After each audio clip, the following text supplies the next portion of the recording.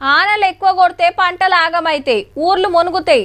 అట్లనే మొత్తమే లేకుంటే వ్యవసాయానికి తాగుతానికి నీళ్లకు తిప్పల. ఇక సల ఎక్కువైతే ఇంట్లో ముడుచుకునుడు తప్ప బయటికి వచ్చుడు కష్టం ఉంటది. ఏ పని చేసుకుందామన్నా తిప్పలే.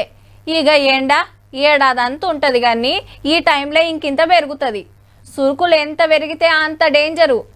ఏదైనా ఉండాల్సినంత ఉంటేనే ఫాయిదా, ఎక్కువైనా తక్కువైనా కష్టమే మళ్ళా. ఏమెండల్రా నాయనా, అగ్గి గురిసినట్టే ఉన్నది. మే నెల వచ్చుడుతోటి సుక్కలు చూపిస్తున్నది. 45 డిగ్రీల ఎండంటే మాటలా? పొద్దుగాల 7-8 కాంచెలి గర్మి పెరగబట్టే ఇంట్లుంటే ఉబ్బరీత, బయటికొస్తే ఎండ కాక. పొద్దుగాల ఆఫీసులు పండ్ల మీద బయటికొస్తోళ్లకు సుక్కలు కనబడ్డాయి రోడ్ల మీద. ఉపాధి పనికి పోతోళ్ళు, చేన్లకు పోతోళ్లకు అస్సలు వశపడతలేదు ఎండతోటి. నెత్తికి తువ్వాలు కట్టుకొని అట్లనే పని చేసుకుంటున్నారు. చెక్కలు రస్తున్నాయి, ఇక పడిపోతున్నాం. ఇక దవాఖాన పాల్కున్నది. ఇక మనం చేసుకుంది అయితే కాదు కదా. ఎండ ఎట్లా కొడుతుందంటే అసలు ప్రతి హాఫ్ అన్ అవర్ కి కూల్ వాటర్ తీసుకోవాలి కానీ, కూల్ డ్రింక్స్ తీసుకోవాలి, అదే జరుగుతుంది. ఎండలకి బయటికి రావాలంటే భయం అవుతుంది. నా లైఫ్ లో ఏ ఎండల పని కష్టం చేసినా కానీ ఈ ఎండలను చూడలేను ఇట్లా ఇప్పటి వరకు.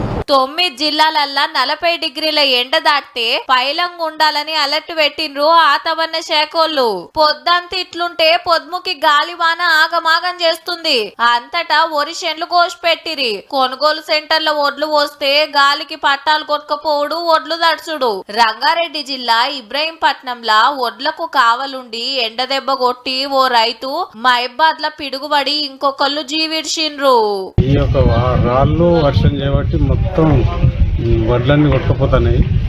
ఇంత ఆగమాగం ఉన్నది కాబట్టి ప్రభుత్వం తొందరగా కాంట పెట్టాలని. లారీలో వస్తలే పెడితే లారీలు దిగుమతి అయితలేవు. కటింగ్ అని బస్సకు 2 కిలోలు అన్నారు. లారీలు రాక కొంత, కాంటాలాల్చమై కొంత ఒడ్లు కొనుడు లేట్ అయితుంటే నడిమిట్లా షెడుపు అనగిట్లా ఆగం చేయబట్టే జెప్పున కాంటాలు పెట్టించి రైతుల తిప్పలు తీర్చుండ్రి సార్లు.